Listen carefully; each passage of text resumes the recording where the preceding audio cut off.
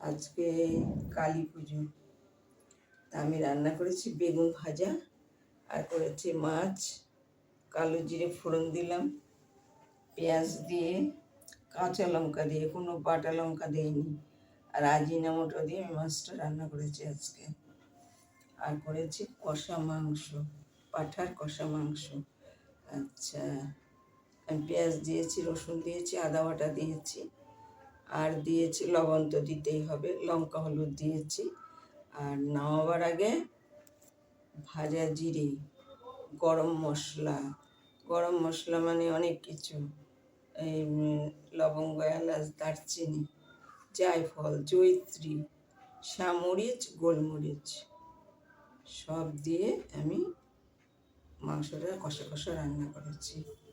ভালো লাগলে লাইক করুন, শেয়ার করুন, সাবস্ক্রাইব করুন, আমার পাশে একটু থাকুন।